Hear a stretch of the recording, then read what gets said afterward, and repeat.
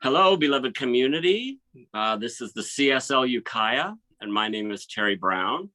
I'm coming to you live from my mother-in-law tool shed that I built recently. This is the first time I'm doing this by my iPhone, so this fabulous new background that is surrounding me is here with me. I wanted to say to everyone that I do know that sometime during this service this morning, that whatever you might have come here looking for, asking for, hoping for, that in the sermon or in the connection with the community members or in the music, we know that you will receive the very thing that you have come here looking for today. So I will be doing the opening treatment. And so I would ask you to sit back in your chair, or at least get comfortable. I'd love to do a few inhales and exhales. And each time that you're exhaling, it'd be great if you could pay attention to your shoulders, because each time that you exhale and you think you've relaxed them completely, the next time you do the inhale and the exhale, at least I usually find that my shoulders can relax even a little more and drop. So we're going to do 3 of those, and then I'll go ahead with the treatment. So let's all breathe in together. And exhale, feeling more grounded to the earth. Inhale. Exhale, and feel that relax even more. And one more inhale. And release.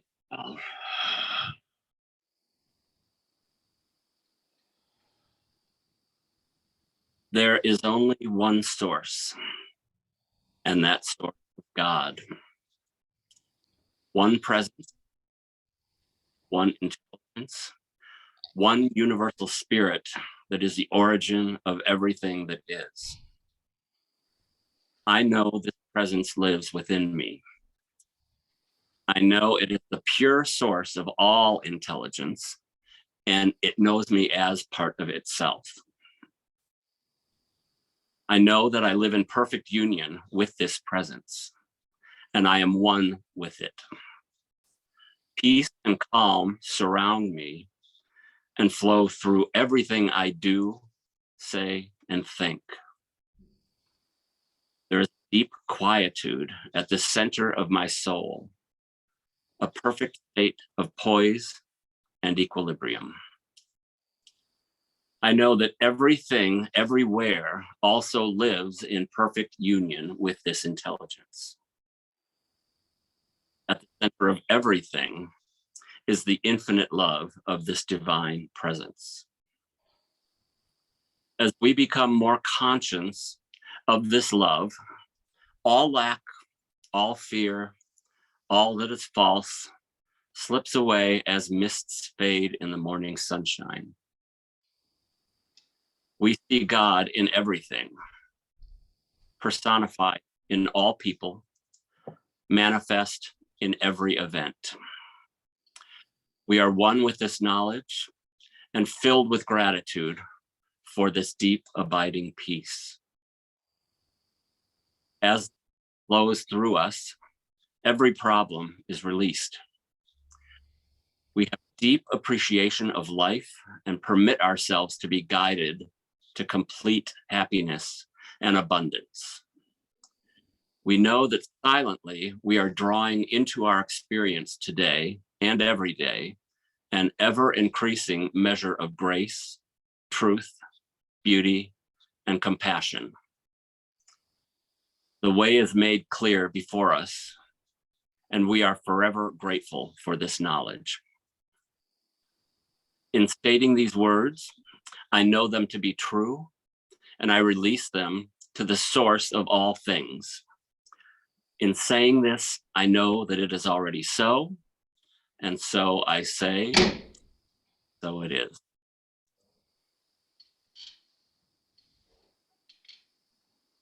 All right, so today we are very excited to have our local celebrity, Elizabeth MacDougall, our favorite pianist, And we are going to be enjoying her music immensely right now.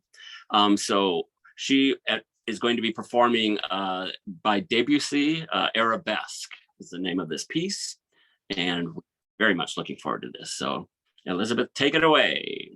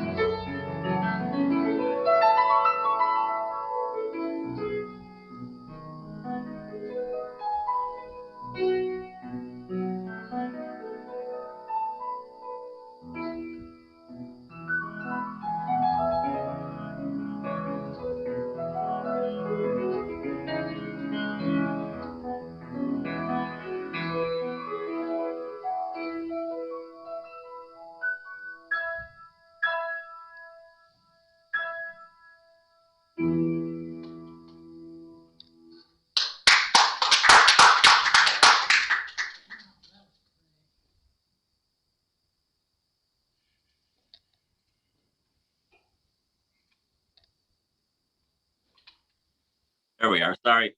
Elizabeth, that was incredibly beautiful. We are so fortunate to have you as one of our beloved musicians. And that again was by Debussy. It was called Arabesque, performed beautifully by Elizabeth MacDougall. So thank you, Elizabeth. We now move on to today's speaker. We are very fortunate to have Reverend Tara Steele with us today. She is going to be talking about seeing beauty and feeling grace. She is a beloved minister with CSL Santa Rosa and has also helped guide our center here at CSL Ukiah towards formulating our own vision of what we want our CSL Ukiah to become. And we are truly grateful for her ongoing support and for her wisdom. And then here are a few words about her. The science of mind practice of noticing and bringing to light hidden beliefs changed Reverend Tara's life, opening her to a happier, healthier way of being. She knows that little shifts transform our experience and is honored to be in service as a minister and teacher at the CSL Ukiah, CSL Santa Rosa since 2015. Reverend Tara delights in creating opportunities to appreciate our diverse and precious expressions of spirit, knowing that her own spiritual practice includes threads from Christianity, Buddhism, Hinduism, and the Native American path. Reverend Tara appreciates the inclusive nature of science of mind and creates a dynamic and safe place to explore spiritual principles and practice in every classroom experience. We are truly blessed to have her with us here today. So without any further ado, let's say hello to Reverend Tara. Thank you, Terry. I have to share, I recently helped a guest speaker with her bio. She was someone I've had in ministerial school, and she was embarrassed to hear me read what she'd written. And I now have deep empathy for her. That sometimes I think accepting who we are in our richness is much more challenging than acknowledging how we see ourselves limited. But be that as it may, a little more wisdom I learned today. I'm going to start this morning with a story from about 6 years ago. I was talking with my senior minister, Edward Viljoen, and he had decided he was going to go in the AIDS life cycle ride, which is a 545-mile bicycle trip from San Francisco to Los Angeles. He invited, or probably more accurately, challenged me to join him. I considered it for about 30 seconds. Then I pictured myself in the midst of hundreds of bicycles, navigating the narrow curves of Highway 1, and my no was clear and adamant. What his invitation did, though, was have me begin to wonder how I might physically challenge myself in a meaningful way. A long through hike, one of those backpacks that goes on and on and on for days, had been kind of whispering in the background of my mind. That brought to mind the John Muir Trail, which runs in the Sierras from Yosemite to Mount Whitney, about 211 miles away. I decided I would do at least a part of that magnificent trail. For the next year, I let my control freak run wild. I created spreadsheets of the weight per ounce of all the things that would be in my backpack. I laid out itineraries that minimized the altitude gain and maximized the campsites. And I think probably everyone at the center was delighted because suddenly Reverend Tara had a project that kept me out of their hair. I also spent a lot of time doing squats and lunges and got to know Point Reyes, its campsites and trails probably better than my own backyard. In early August 2016, I set out from Tuolumne Meadows towards Onion Valley, some 155 miles away. During the summers growing up, I'd spent a lot of time camping and hiking in the Sierras. So it really felt like a soul's homecoming to be back on the trail. I share this story for a couple of reasons. First, as humans, we experience beauty in a variety of ways with a variety of senses. Sometimes it's a child's grin. Sometimes it's the exquisite colors of a sunrise or sunset. Sometimes it's a magnificent melody from Debussy. Other times, it's the result of an intentional journey from checklists and challenges to those first steps on the trail. For me, there was something deeper in the experience of the beauty of the JMT, as it's known among we professional backpackers. There was something more than just seeing beauty. As I hiked the trail with its magnificent vistas, the blooms of flowers in between rocks, the bubbling streams, I became a part of it. I wasn't the observer anymore. I was within it, with spaciousness, with joy, with this sense of infinite possibility.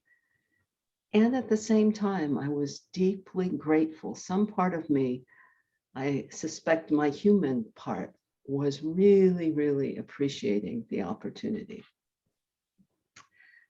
When beauty is not just seen or sensed, but is actually experienced, it's transformative. It becomes grace. Grace is one of those words that I really can't define. I love Mary Oliver's observation. You can have the other words: chance, luck, coincidence, serendipity. I'll take grace, says Mary. I don't know what it is exactly, but I'll take it. I can't make grace happen through spiritual practice, study, prayer. It's a gift, often completely unexpected. As I thought about how to capture a sense of grace, I thought about a possible opposite that might help us to understand it, that opposite being clumsiness. I suspect each of us has had moments of both gracefulness or grace and clumsiness. When I'm clumsy, I'm not sure what's happening, but I'm really trying to get it right. I'm not in alignment with my body. It's doing whatever random things it does unexpectedly. I'm self-conscious, feel dumb, inept, berate myself. Perhaps some of you have had a taste of that experience once or twice. Grace and gracefulness feel very different. Though we sometimes have attempted to teach gracefulness, picture young women with books on their heads, straight back, straight necks, probably holding their breath quite often, walking elegantly and gracefully. That's not the grace I'm talking about. The grace I'm pointing to just happens. There's a sense of flow, of awe, of being fully present in heart, mind, spirit, and body. There's a deep letting go into trust, into peace. And then the moment I notice it, oh, grace, poof, it's gone. On the JMT that August, there was an incredible sense of well-being, wholeness, awe. There was beauty, stillness. All that I was in smile. After lunch, on the 9th day on the trail, I was surprised to find myself staggering, rather like a drunken sailor. I kept listing to the right, so much so that I sat down a bit off the trail to try and figure out what the heck was going on. After a few minutes, I realized I was likely having a mild stroke. Solo hiking out in the middle of nowhere. My response, and I quote almost entirely, "Spirit, I don't know what the F you're up to, but I trust you've got it." I don't remember ever feeling afraid. I had been so aware of the grace, the presence, the wonder, the gratitude, that sense of beauty and spirit, that it never occurred to me to be worried. I texted my daughter, hit the search and rescue button on my device, and settled back to see what was going to happen next. Within minutes, 6 hikers had stopped to ask if I needed help. They stayed several hours until I was in a helicopter safely on my way to the local hospital. They were way more concerned about me than I was, surreptitiously checking my breathing rate and the depth of my breathing and keeping notes for the doctor who would eventually see me. After I left, they carried all my gear, probably at that point about 25 pounds, up the trail to a lodge where the owner shipped it back to me. And here I am. Beauty reminds us of the generosity and wonder of spirit present in all life. When I remember and embody that awareness, I am companioned, guided, supported, and loved in ways that don't always make sense. Here's what I wrote about my experience on the John Muir Trail 3 weeks later. The sense of being held, one, all that is, not within it, for there wasn't a sense of separate, simply life, isness, peace, perfection, ease. Perhaps that is what grace is. I remember Spirit's rumbling inner laughter that we humans so don't get what perfect, whole, complete means. We see it all through our human eyes, through what we imagine it should be. And that's not it at all. There is nothing that is not perfect, whole, complete, exactly as it is. I was that in the moment of my fitness. I was that in the next moment of my drunken sailor. I am always that. Letting go into trust, deeply at peace, at ease, in grace. Carried, supported, loved beyond imagining, no matter what. The universe holds nothing against us. Seeing beauty, feeling grace, it's not necessary to plan and execute a long hike in the mountains. It's not even necessary to leave home. How do we see beauty, particularly in a society where we continue to say beauty is in the eye of the beholder? When I first heard that phrase, it irritated me because I was certain that beauty was a quantifiable, identifiable quality.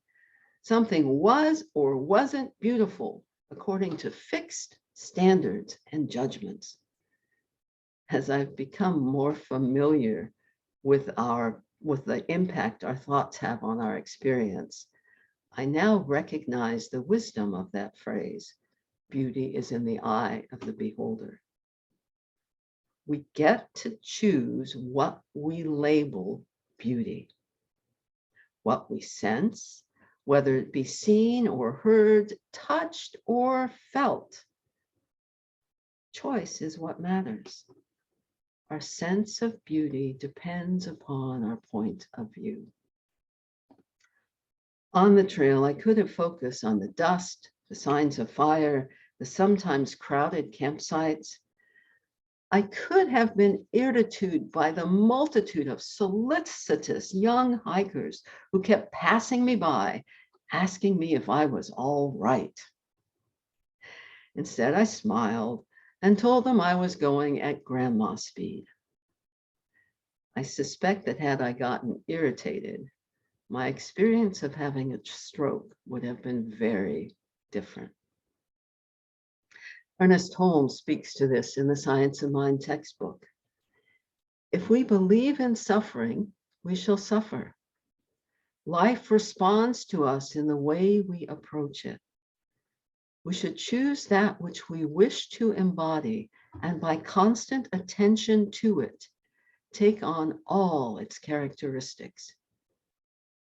Let us choose to be identified with power, with love and beauty, with peace and happiness. Let us identify ourselves with abundance, and with success. In the midst of things day to day, how are we able to be present? I am not inviting you to be in the midst of grief and say, oh, well, I shouldn't feel this grief because God is all that is and all is well. No, no, no, no, no. In the midst of a human experience that is challenging, be present to it, hold it while also holding spirit as your companion, your support, your guide. All of life is perfect, whole, and complete. We are gifted with many wonderful powers as human beings. Among my favorites are imagination and curiosity. I've been reading a book by a Buddhist practitioner and scholar, Norman Fisher. Here's a bit of the introduction to his book, The World Could Be Otherwise. I am convinced that the world could be, and actually is, otherwise, that its possibilities need not be, and actually aren't, limited to the tangible, the knowable, the negotiable, to the data we are constantly collecting about practically everything measurable.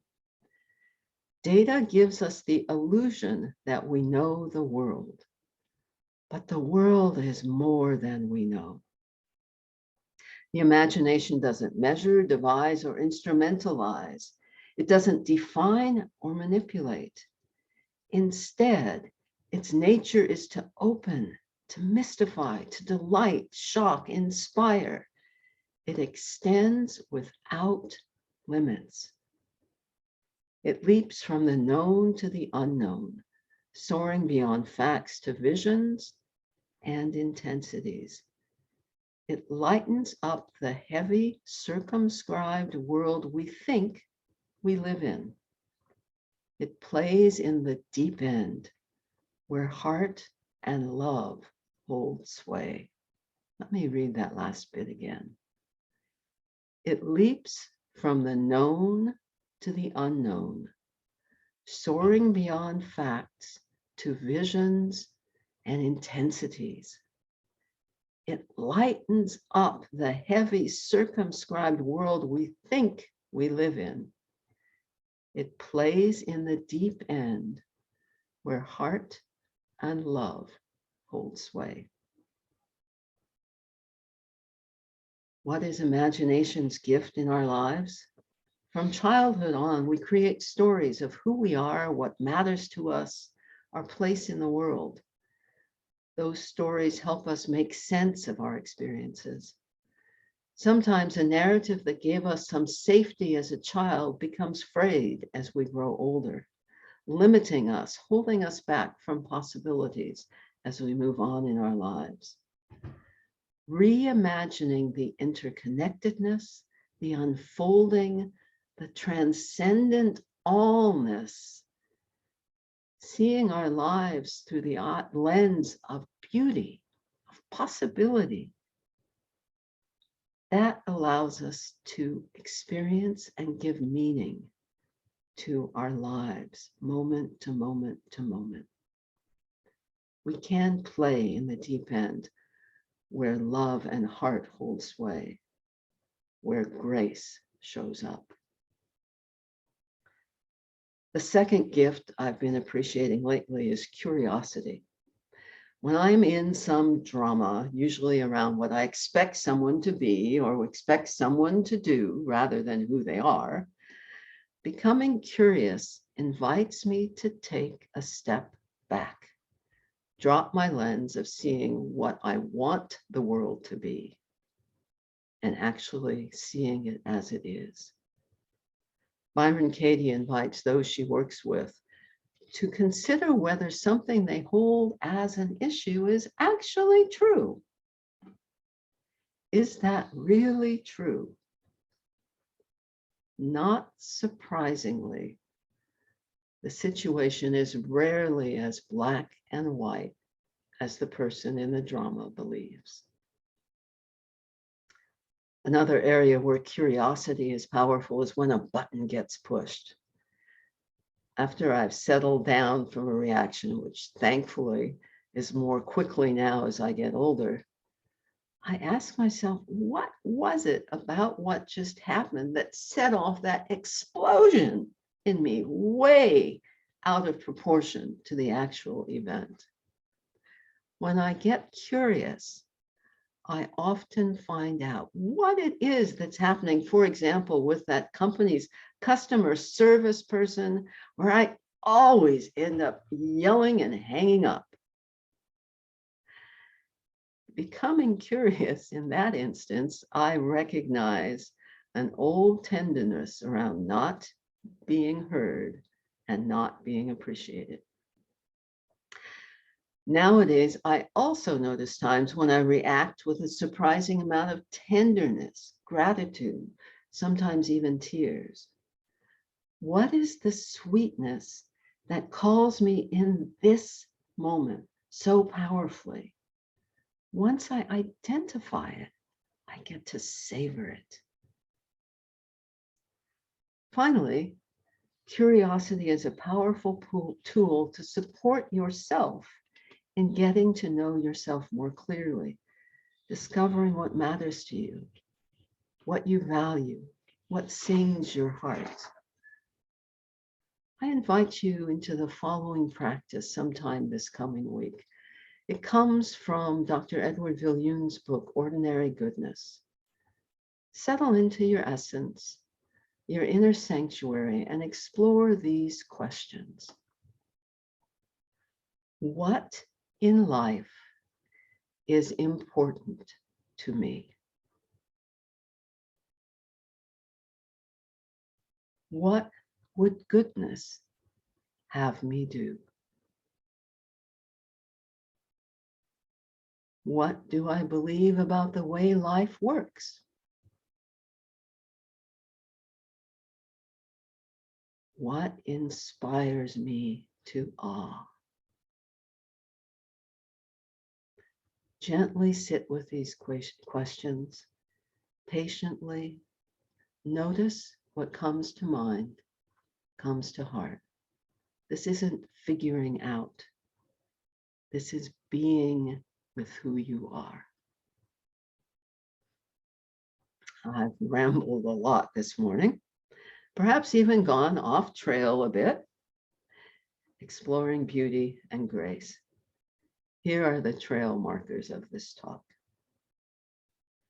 Beauty usually first arrives via our senses, sight, hearing, touch. When it is experienced, embodied, it is transformative. When beauty is embodied, There is trust. There is spaciousness, oneness, breathing, presence. Our thoughts affect our life experience. With imagination and curiosity, we can shift our attention, change our story, open to wonder in daily life. Wonder that includes everything. Life is perfect, whole, complete, just not always what we expect it should be.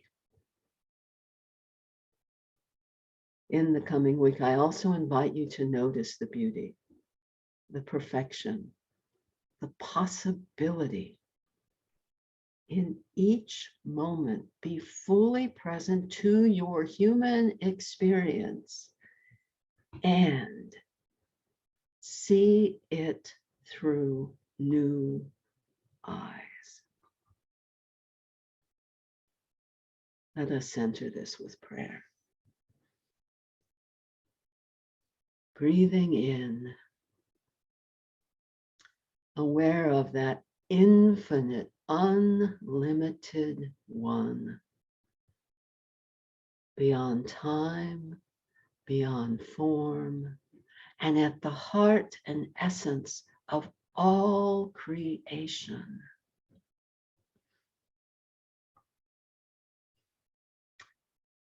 I know it within me, around me, through me, as me, with each and every breath, in each and every experience, inviting me into full presence, the gift of precious moments of life. As I know this true for myself, I know for everyone hearing these words, each of us is within as that one life, uniquely perfect, uniquely gifted, uniquely ourself, and an element of so much more. In this word, I speak my gratitude for the way that life is, unfolding, surprising, supporting, guiding, all the gifts, all the love, all the awakening, all the beauty, all the feelings, all of life with a capital L, precious, moment to moment to moment. In this truth, I release any connection to expectation of how it is supposed to be, and know the grace of how it is. In gratitude and celebration, I release this word into the law, into that powerful yes, knowing it so. And together we say, and so it is.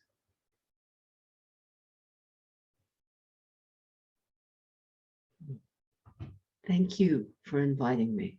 I'm delighted to have been here again.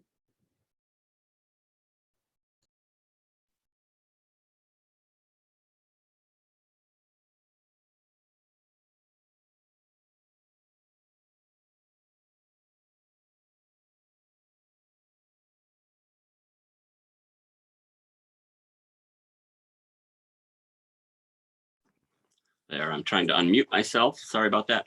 Thank you, Reverend Tara. That was absolutely just beautiful. Felt it so deeply, and you are such a gift to us here in Ukiah, CSL. Also, I know where you are in Santa Rosa, that you are a treasured commodity there, a treasured soul. So we thank you very, very much for your words of wisdom here today. I know they touched us all very deeply. So thank you for that. Now is the time that we are going to make our offering for the church. If you are able to contribute, there in the center, there are baskets placed around the room. If not there, and if you're Zooming, there is a donate button at the CSL homepage, which is cslukiah.org. It's through your generosity that we are able to keep the center going and being this beautiful asset for our beloved community. So please offer what you can. And we thank you very much for whatever that might be. So we are now going to say the offering affirmation together. So Mary, can we have that on the screen?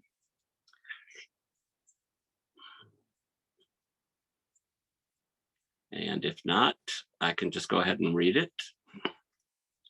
All right. I will go ahead and say it, so but you can follow me with this. We say, divine love through me blesses and multiplies this gift. With all my heart and with all my mind, I know that I am saying yes to something I value. With all others present here, we dedicate these gifts to the values and visions we share. So thank you again for all of that. We do have a few announcements, a couple basic ones here. We will be continuing a Zoom service next Sunday, both live, a Sunday service, both live and via Zoom. There is a functioning link to join by Zoom in the newsletter every week that goes out. And also there is one at the cslukiah.org webpage. Occasionally that can be a little faulty, but please use either one of those. Also reminding people that masks are required if you are coming in person to the center. We appreciate that very much. We are going to be having a very special participatory experience that is going to be happening Wednesday, November 17th at 6:30 p.m. It is called Connecting with the Sacred, and it is going to be led by Reverend Lynn Fritz. She's an ordained minister with the Centers for Spiritual Living. She is a Karuk tribal descendant, a licensed marriage family therapist, and this also includes centering practices, affirmations, discussion, and processing. So the name again of the workshop is Connecting with the Sacred, Welcoming in a New Spiritual Leader. And so this is a very important thing. If people can participate, we really implore you to be there so we can collectively create this beautiful future for CSL Ukiah. And again, that is scheduled to be Wednesday night, November 17th at 6:30 p.m. Is that in person or on Zoom, Terry? In person and Zoom. It's by both ways. Also, participants are asked to bring a journal or a writing tablet, and all phones are to be silenced. It's a private space to focus and do spiritual practice together. So thank you. Please join us for that if you're able. Also, we are still working with Building Bridges. It's the homeless shelter. We have donations that can be dropped off on Trudy Morgan's porch at 408 West Mill Street, or they can be dropped directly at the Building Bridges Center, which is at 1045 South State Street. And then you can pull in there and call the staff at 707-234-3270, and they can come out and unload your vehicle. We will try and get a more current list of the things that they absolutely are requesting and needing right now, and I'll try and put them in the newsletter and announce it next Sunday as well. So then next Sunday on November 21st, our speaker will be another of our beloved people that come and visit us every once in a while, Reverend Scioto Bell, who together with Reverend Tara and Steele did a beautiful workshop with all of us for visioning our future here in CSL that was very powerful for us. So we will have Reverend Sayota Bell here next week. And our music next week will be Madge Strong, our beloved, wonderful guitarist and vocalist. So we look forward to that very much. And now we are going to have a closing piece from Elizabeth MacDougall again. And now she's going to be performing a piece by Scott Joplin called Solace. So Elizabeth, take it away again.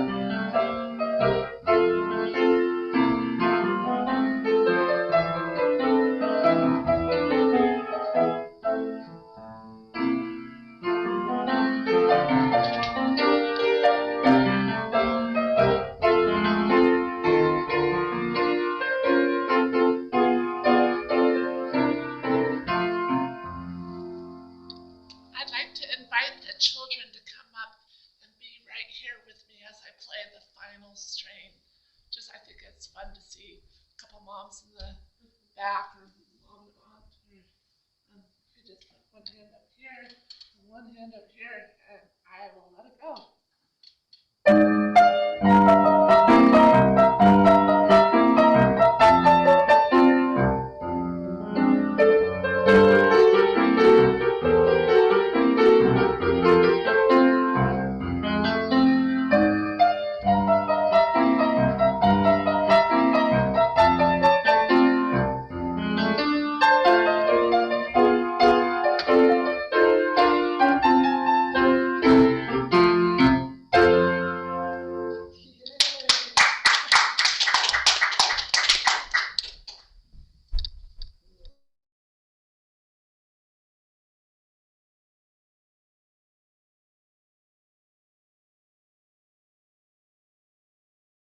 Here we go. Sorry.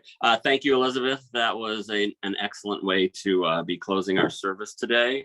And I love that we have kids in the center today, and you invited them up. That was really, really special.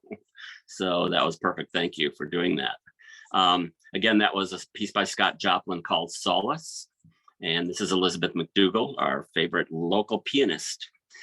So that is drawing to a close our service for today. I would like to thank everyone who has participated in this event today and for making it a memorable experience.